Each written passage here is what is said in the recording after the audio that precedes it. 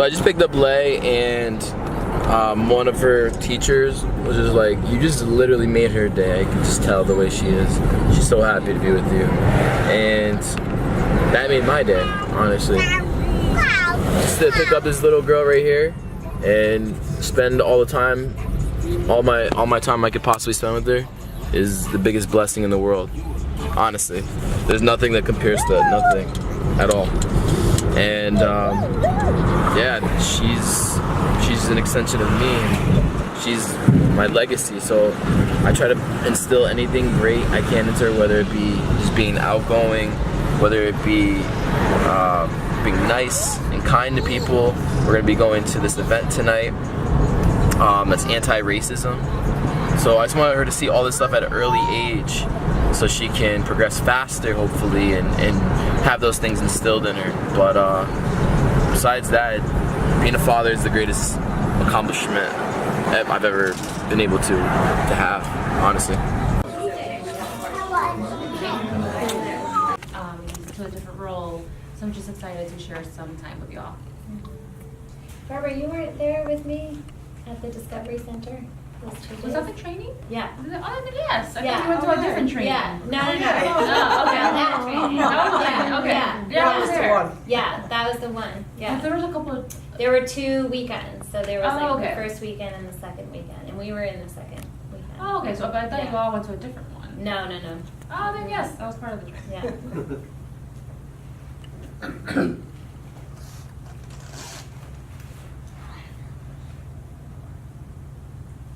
In New York.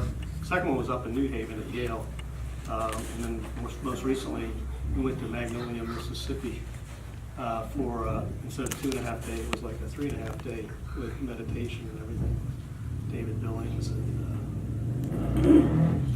Dr. Kim and everything. So it was great. So I'm retiring this year. As Carol said, we live in Stamford, so we're not here that often, but we do have a regular meeting that we try to attend when we can in Stamford on a monthly basis. That's follow-up from the Undoing Racism training. So anyway, that's a little bit about me. I'm Carlos. I just found this on the internet and basically was just angry about all the racism that I've experienced. So instead of sitting idly by, as I feel like probably my parents and, you know, after Dr. King and after those people got killed, people got scared to speak out when they stopped fighting and stopped protesting and stopped marching. So I noticed it didn't get better. So now I have children.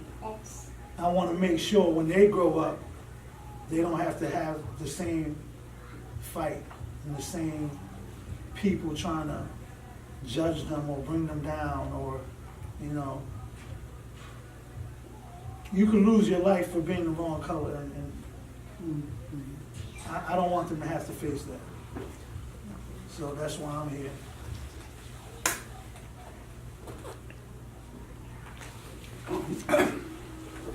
My name's Martin. I'm originally from New Haven. When I was in high school, I got involved in the civil rights movement and the anti-war movement. When I was 18, I joined the Communist Party, and I'm active in the Communist Party in Connecticut again now. So I've been involved in anti-racism since I was a teenager, which is a long time ago. This summer, I'm very excited about the campaign. Eva Bermudez Zimmerman is running for Lieutenant Governor.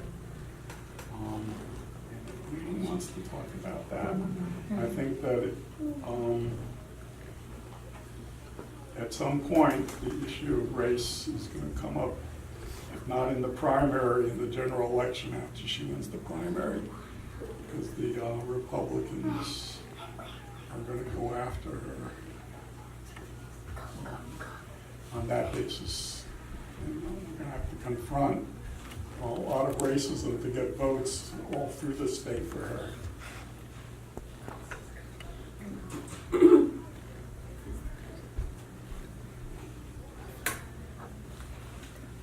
Hi everyone, I'm Callie. I live here in Bridgeport. I'm originally from Hartford. I did the training with everyone as part of Bridgeport Generation Now, which is a social action network that works here in Bridgeport around civic engagement. And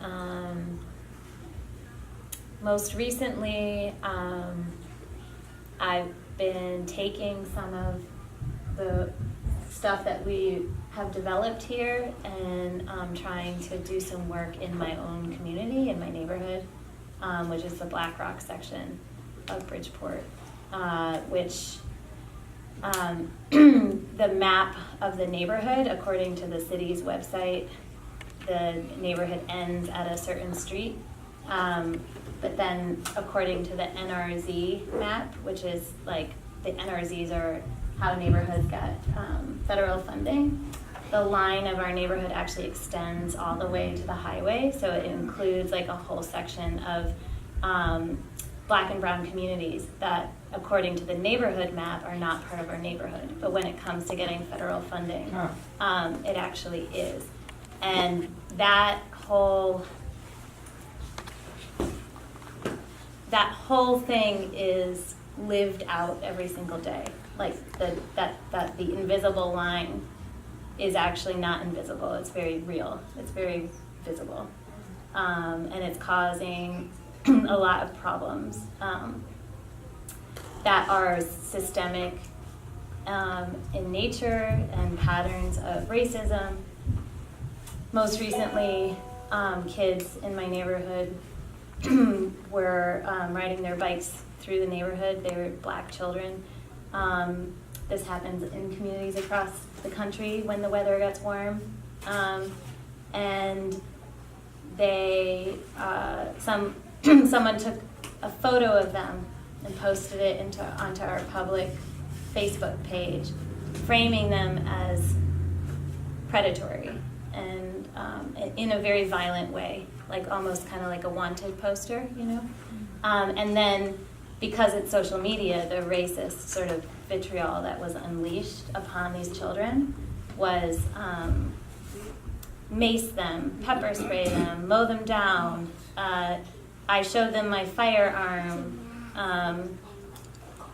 So I'm trying to be, you know, in our description we say like actively interrupting.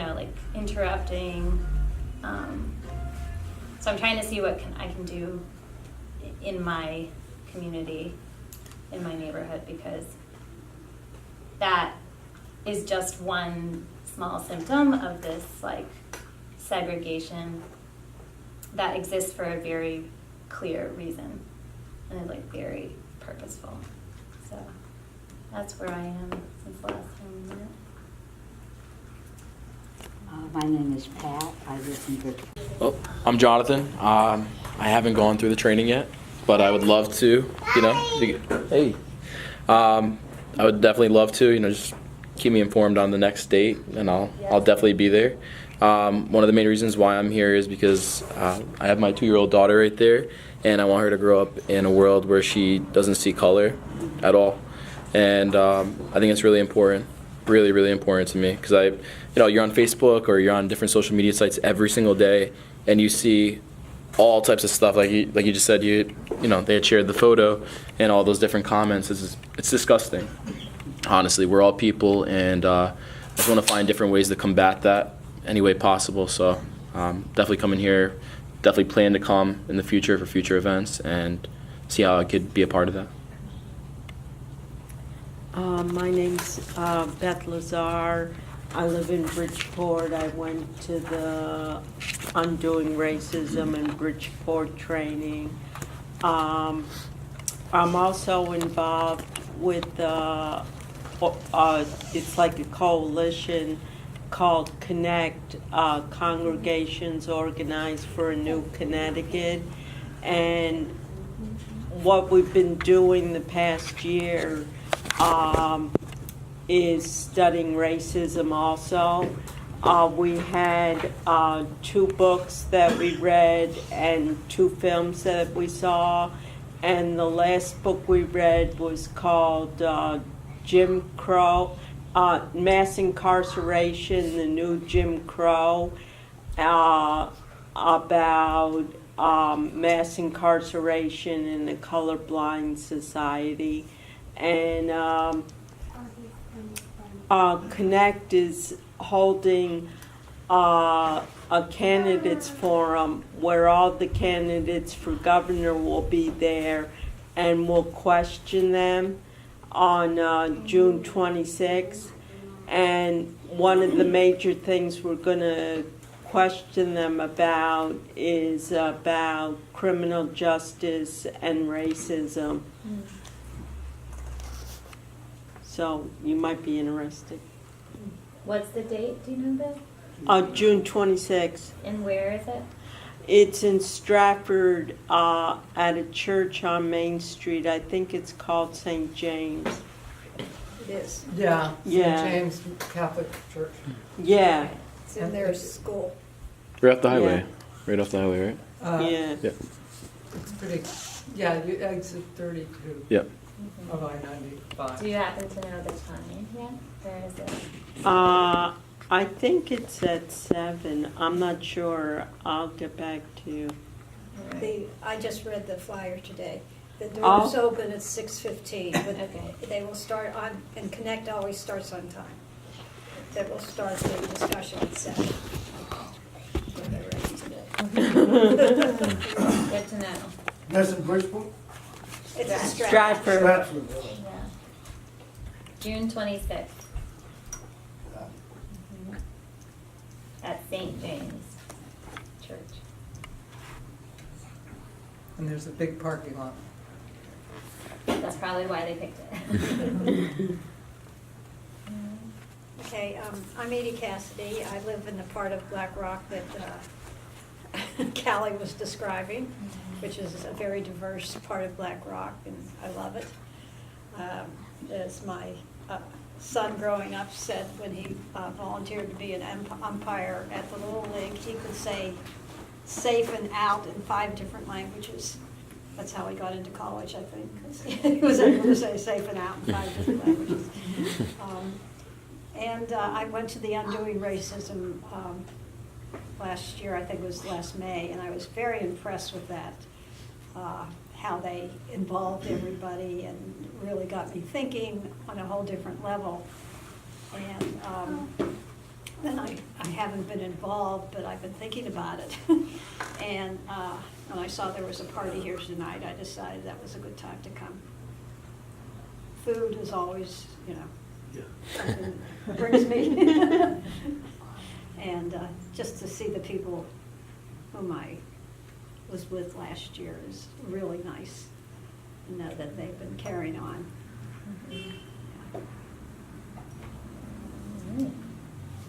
Well, thank you all.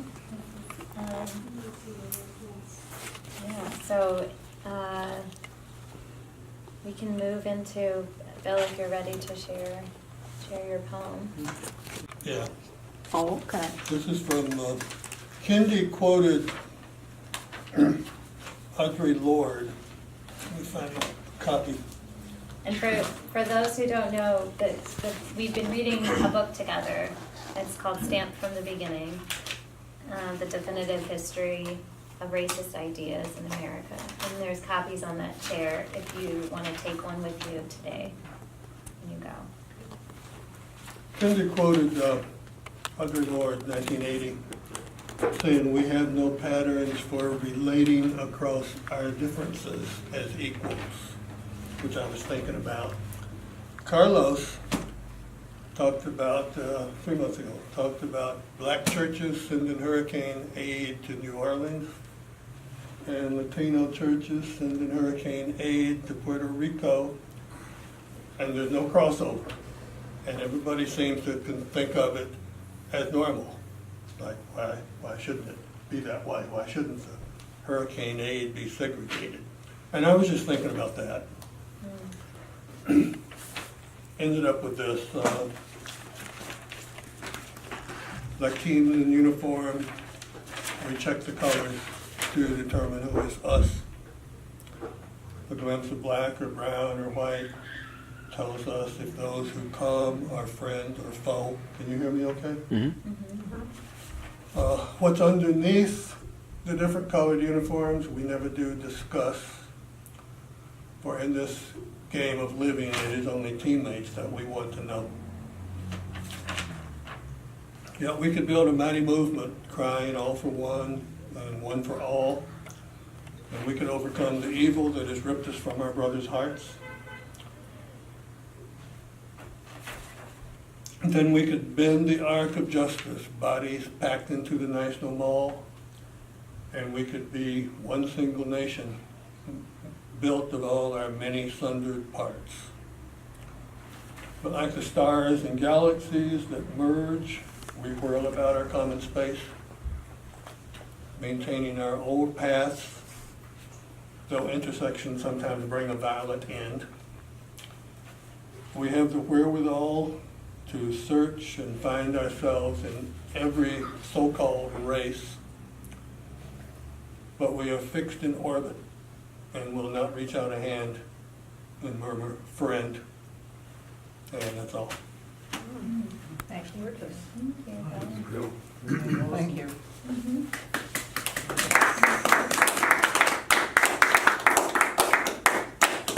I just want to ask us to make donations to the recovery effort, and we collected $14,000, and we gave it to Rosa Correa. Is that her name? Correct. Yeah, because she would know how best to use it. Your religion has a record of not adhering to the differences that many others do. Oh, Of not going by those differences and accepting them and not doing any cross work. So I'm not surprised to hear that. okay. Except lately, lately, the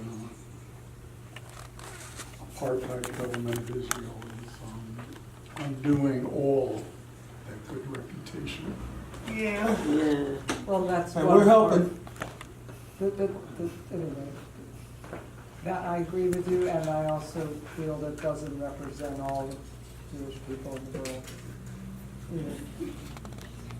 Like Trump doesn't represent us. We're doing the same kind of stuff here. It doesn't represent everybody. Well, do you want to pass your palm around? So You know, once. yeah. And I decided I had to turn around or I wasn't going to be good for anything or anybody. And so I read positive things now, or listen to positive things, because of course that doesn't make the papers. You don't hear about money given. And I was listening to a program today about mass incarceration and how some people are saying this was a failed policy. And I had to laugh because two people are working very closely to change some of these draconian laws are Rand Paul and Cory Booker. And because both of them feel, for different reasons, it's a failed policy. And I said, okay, if it works, that's great. Rand Paul's father, I played with when I was a child. Oh. His father was a local milkman. From here? No, back Oh, in Pittsburgh. where you grew up, right? Yeah, where I grew Pittsburgh, up. wow. And I couldn't Small believe world. it. Well, I can believe it, coming from where I did. Well, I hear that and I think about a generation or more ago, back in the 70s, when liberals and conservatives got together to get people that had learning deficiencies out of mental hospitals. So the conservatives were in it to save money, which I think is sort of Rand Paul's Yes. approach. The liberals were in it because they wanted to free these people up. They realized some kinds of alternatives were better. So we freed them up, but we saved gobs of money, tens of thousands of dollars on each person, but we didn't spend the bare minimum just to allow those people to be healthy. Right. And that's my fear right now, is that we may reduce the prison population, which would be a sane thing to do. But if we don't have job training, if we don't have places for people to go, if we don't have support networks, we're going to be doing, again, what we did in the 70s. Exactly. That's very, with Cory Booker, who was obviously knowledgeable about this. Well, and we had good, knowledgeable people in the 70s, but they got, you know, when conservatives get on a roll, whoopee, I can save money. You know, it's a, Make money. or make money. Yeah. I just want to make sure that we remember to center race and racism in our conversations and not get too off topic, because it's really easy, and we're a majority white group, it's really easy to veer away and replace it with something You're right, else. but the prison pipeline system is very racist. Yes, And right. That's really what I thought we were talking about. Yes, right. And so if we go back to like the real framework that Isa had introduced to us about reparations, equity, and then therefore liberation, like maybe we could have a conversation about, in that system, you know, understanding that system, what is reparations work, what is equity work, that is anti-racist. And then what we don't know what liberation means to people who are currently oppressed, but, or I can say I don't. So I wouldn't presume to like know what liberation would mean, but if that's a conversation that we want to have, then, you know, we can talk about it. Maybe at our next meeting, if people are interested in digging deeper into that system. So when is the next meeting, and what is the topic, and how do you make sure that it's, Yeah. you know, it's you know, a lot of people of color are here to just, you know, enlighten the topic. I mean, I know like Connecticut Core was supposed to have in Forest had a lot of great things. And I very, very, really just kind of really opening your eyes to so many things. And they were supposed to have something like, actually it was supposed to be Memorial Day at the Borough Center. And it was going to be at the concept of healing. And I inquired about it a couple of weeks earlier and informed them that, you know, the borough's probably going to be closed because it's Memorial Day. Are you going to reschedule it? So, and I'm sorry that Isa has left, because, you know, he would have been invaluable this evening to all of us. So what is the topic and the date for the next Undoing Racism event? So It's we always the first Thursday. first Thursday of the month, 6 o'clock to 8 o'clock here. And the topic, I mean, we can start to revisit the collective idea that we had been sort of mapping the last time that we met, maybe in June. Right now, our meetings are structured as we meet, we check in, we talk about, we do some like personal reflection, so kind of like what we're working on or what has come up for us, how we're implementing the definition of anti-racism and our roles in it, which are on those chart papers over there. So if you haven't read through that, we can do that. But how are we doing the work? And then we have time for a creative offering, so a poem or like if you want to share something from your family history or from history in general. And then there's, since we've been reading the text, there has been time to like talk about the book. And then there's time for visioning. And so that visioning section can, if we shift into this like collective model, that visioning section can actually be for a space of collective action. What action is happening? What is there something that we want to agree to go to as a group, or sort of mapping the work. Any of that is open. I'm open to hearing from other people. I'm the sort of space holder, convener, food gatherer, but not by any means, in charge. So I'd love to hear anybody else's thoughts. Are you still reading the book? We are. Yep. Yeah. You have like thought of doing or want to do or want to be moving or have noticed and in your own community, not just like in Bridgeport, but like and conversations that people have been having. I don't know. I'm wondering if there's anything, because we we're all not just here monthly, but after this meeting ends, we go back to where we live, and if this is going to be a collective, what is everyone doing between these meetings? Doing, not just thinking, not just reading, but actually doing.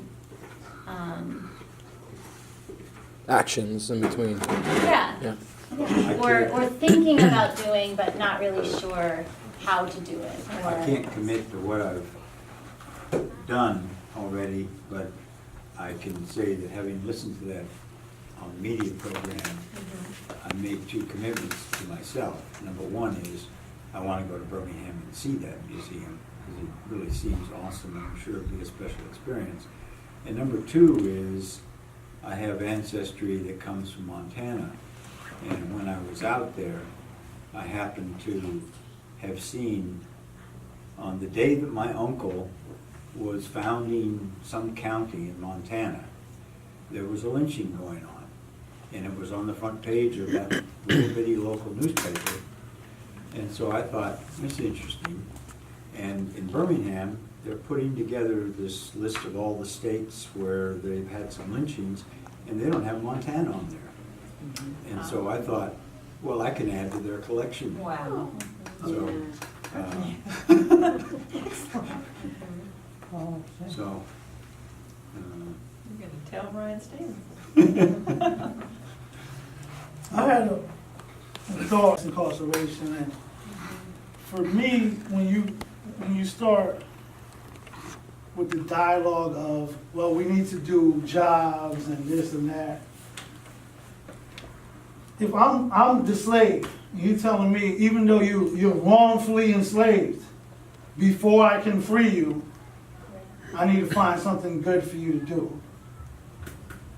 And the conversation should be just getting the people who shouldn't be there in the first place out here. Because we have this thing, well, if they're free and they don't have a job, they're gonna be criminals. That's what we're saying. We're saying, well, before we free you, buddy, I know I put you there. I know you didn't deserve to go. I know I ripped you from your kids. Your wife left you. But before I let you out, I gotta find a job for you. You just need to make it right. It shouldn't be prolonged any longer. I know what it's like to suffer in there and see men broken. And that's when you walk out that door, this whole community is broken people. And that's why you'll see no people of color in here. Because they've given up hope. They're broken. They're not coming in here to talk to you about what? It's not going to change nothing for them. And half of them are scared of you. You take their life away. I could be here right now minding my business, and if you say I did something, it doesn't matter if I did it or not. Once you say I did it, I'm gone. So, you know, I know for a fact, because I've been through the court system, and I remember a prosecutor told me, you think a bunch of old white ladies are going to believe you didn't do it? And I'm like, he's right. I better take a plea deal. I had proof. This was the charge. Borrowing a car without permission. A kid I didn't know, with a friend I did know, picked me up in his aunt's car, which he borrowed. That's his charge. It's not a felony. He borrowed her car without permission. I was at work till 10 p.m. when they picked me up in the car already. My backpack had my work clothes in it.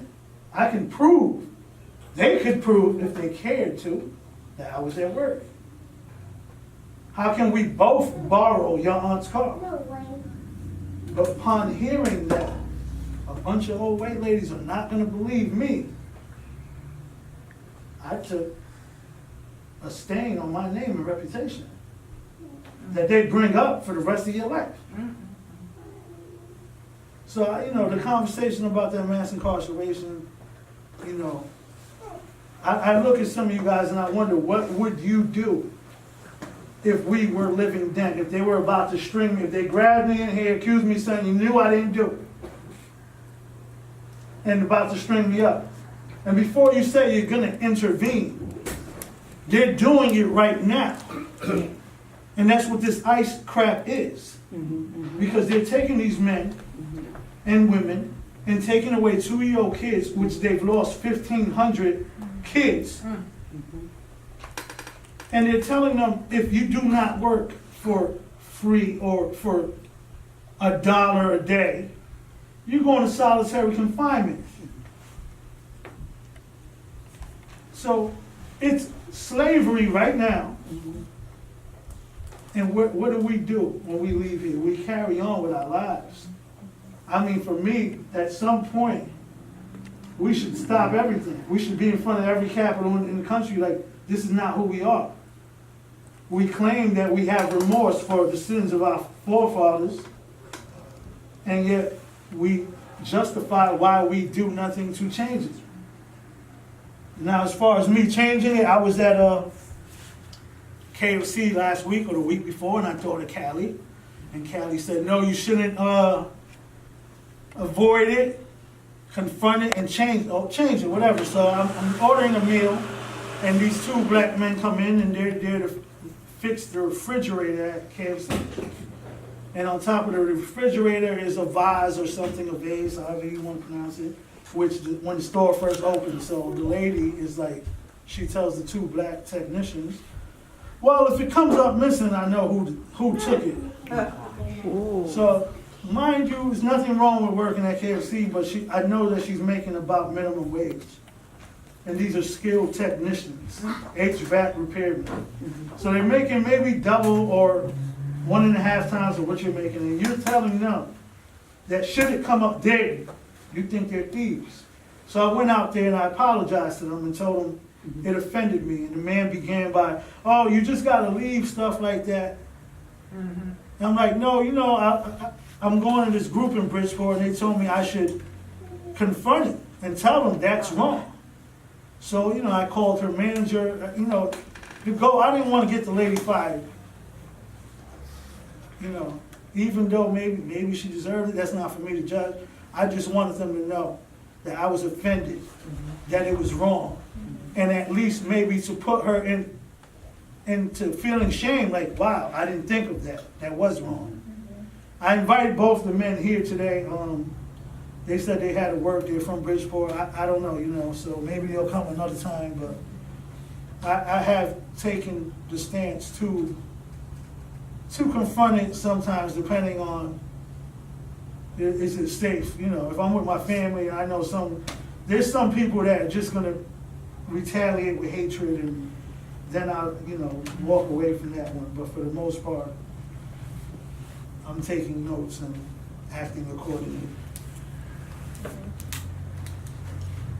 And another reason to do that type of, would you call it intervention, is not just to cause the perpetrator to feel shame or to reflect, but there may be others in the room who hear what you're saying, notice what you've done, and think, maybe next time I will too. So you're an influencer. Even if the woman who said the vile statement becomes, you know, further entrenched in her position, you still might have an influence on the larger situation. You never know how that ripple will go beyond. That's what I'm trying to do, cause that ripple that will change the course of this. You have to believe that it will, because you can't know that it won't. In the past, to push this forward, has anyone done anything in the past that maybe someone that hasn't done it can do? There's more chairs in the other room. You can bring them, just come in the circle.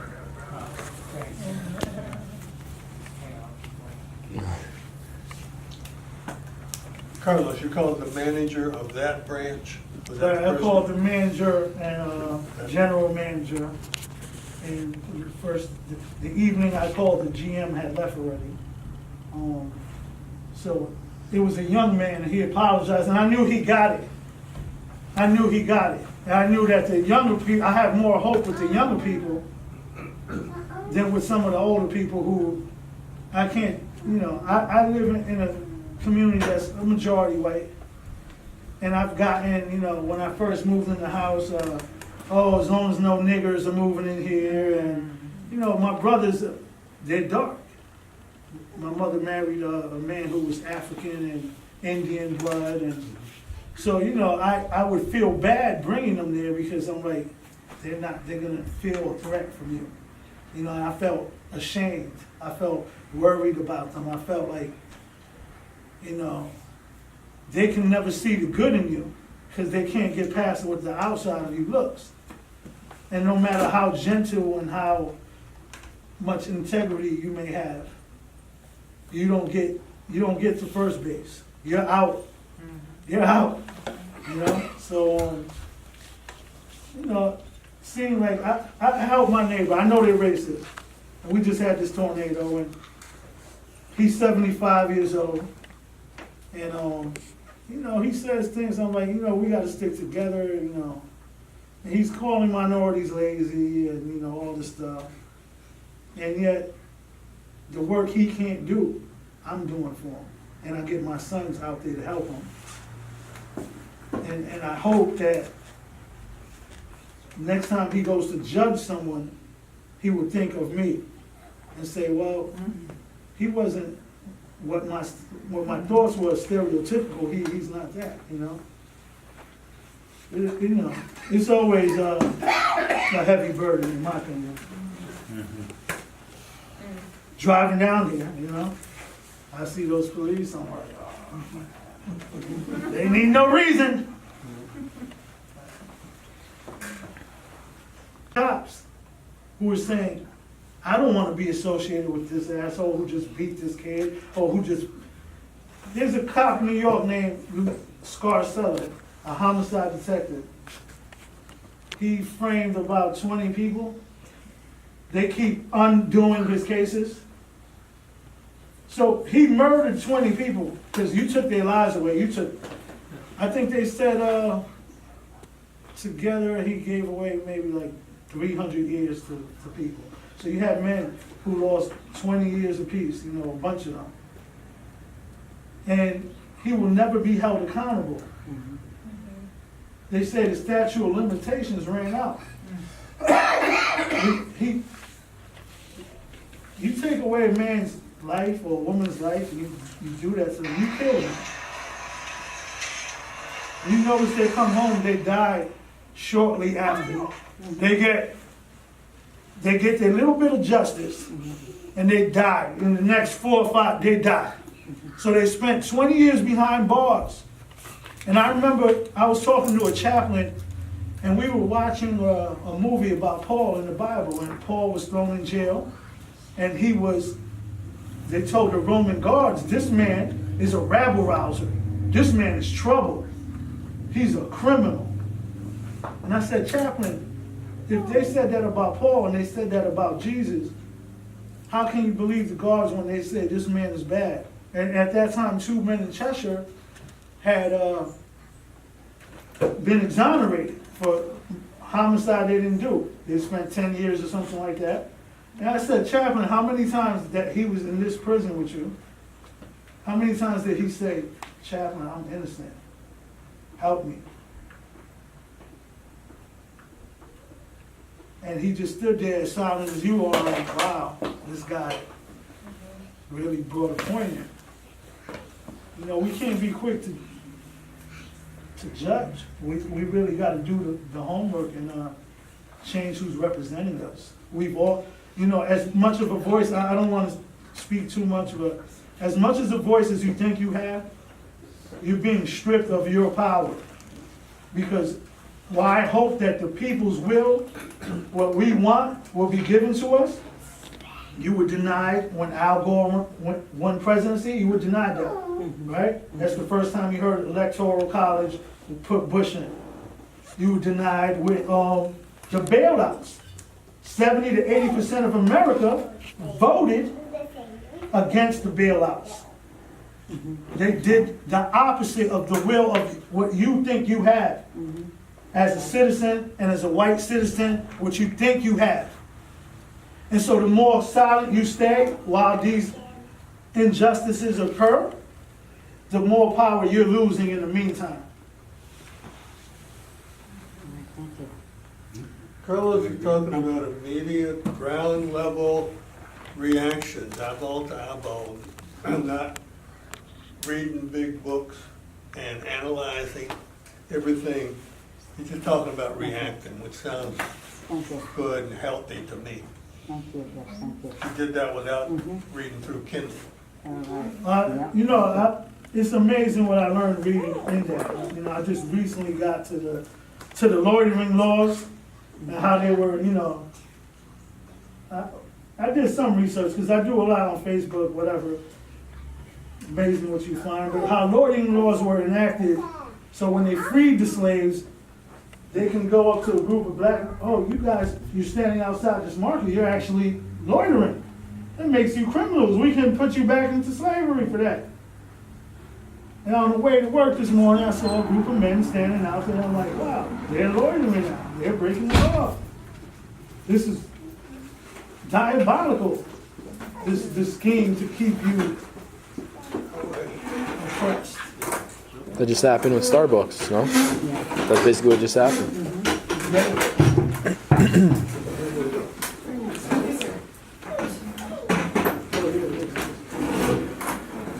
I mean, I guess the thing that comes up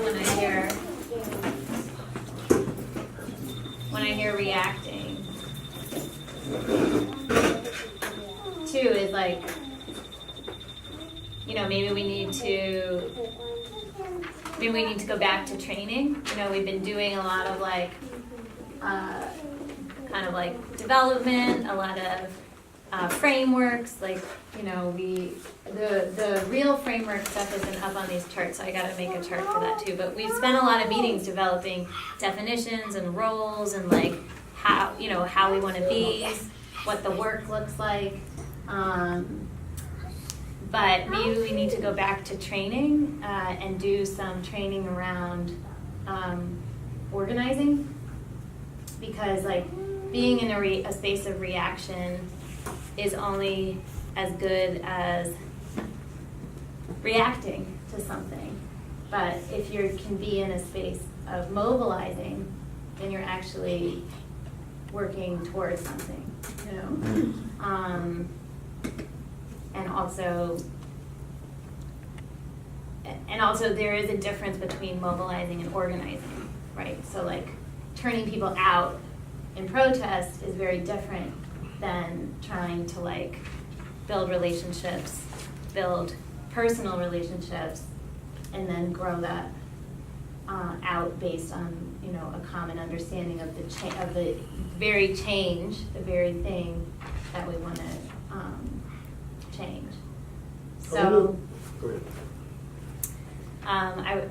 that's where my mind goes, is to say that that might be something that would be really helpful for folks, because the question of like what to do, you know, what should we do? The mantra that Isa had shared with us last time was it was changing systems.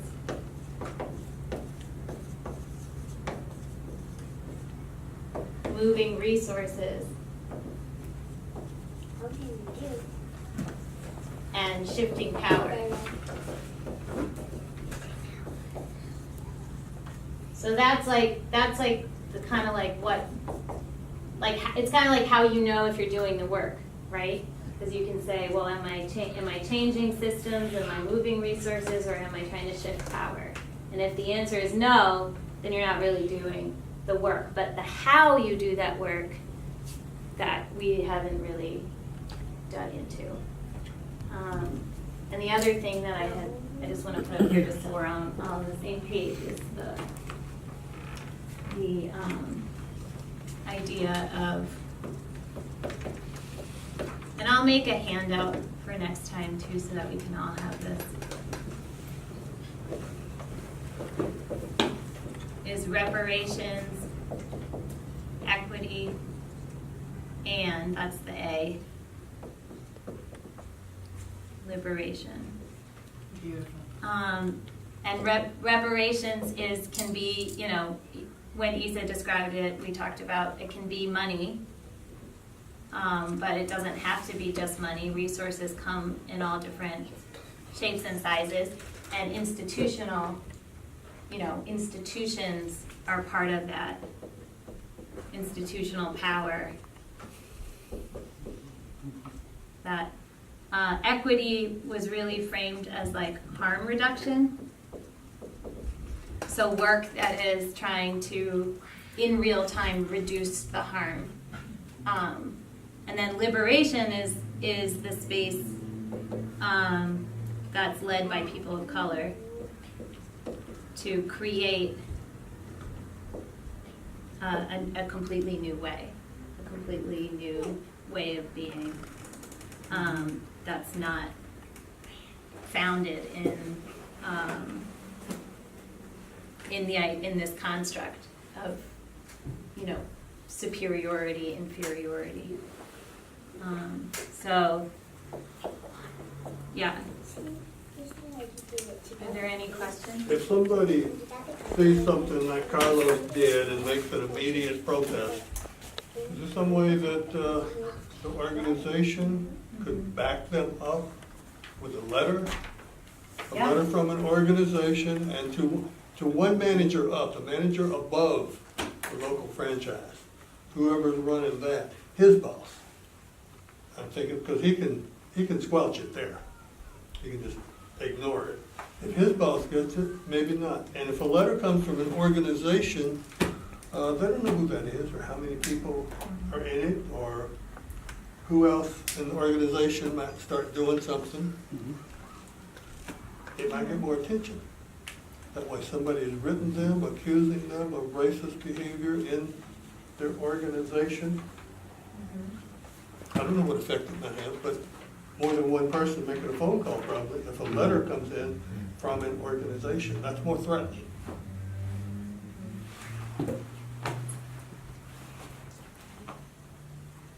How long ago was that, Carlos?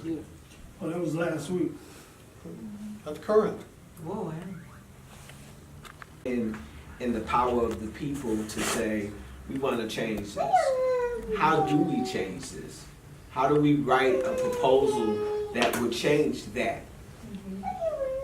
And how do we get the people behind us so that when we present this, we want this change? You know, it's like filing a lawsuit. People get scared when they say, oh, I'm gonna sue you. Well, it only costs $35 to fill out paperwork. What does it, you know, so it's about learning the mechanics of the system and then using it. And as far as the one race, human race, I like that idea because, again, ideas is what got us in this mess. But it's ideas that can get us out. Right? It's racism. And racism doesn't have, you know, racism has been set up as an illusion. It's a trick that we've bought into. So how do we come out of that? You have to put one race, human race. Join me. That's a great idea. It's a great idea. It's a great idea. I wanted the billboards, you know, I wanted to show you, you know. I think it's a great idea. It's a great idea. Find a way to do that. Thank you. Yeah. You should do a family photo with that. Oh, You got the- everybody did. You should. Asian, white, African, all that. Yes. Works. All right. Unless anyone has anything else, I think if anyone is interested, folks in Generation Now continue to go to the police commission meetings. They happen the third Tuesday of every month at 6:30. In Bridgeport? In Bridgeport. It's our local civilian board. So right now the city is in the process of trying to find a new chief of police. And it's an opportunity to really use the power of the pen and use voices to make some really concrete demands around who that person is, the values that they hold, what kind of things they want to implement in a police department. So if anyone wants to go, it's June 19th. At 6:30 at the Margaret Morton Center, which is Broad Street. 999 Broad. And usually, what happens at the meetings, it's a 7-person panel. You sit in the audience. You can't say anything, but you can listen. And if you want to get on the agenda to speak, you can. You just have to email the police clerk ahead of time, and then you can get on the agenda and you can address the commission. They don't have to answer you. They don't want to, but you can address them. So you got June 19th. June 19th at 6:30 at Margaret Morton, 999 Broad Street. Are the members on the website? Members of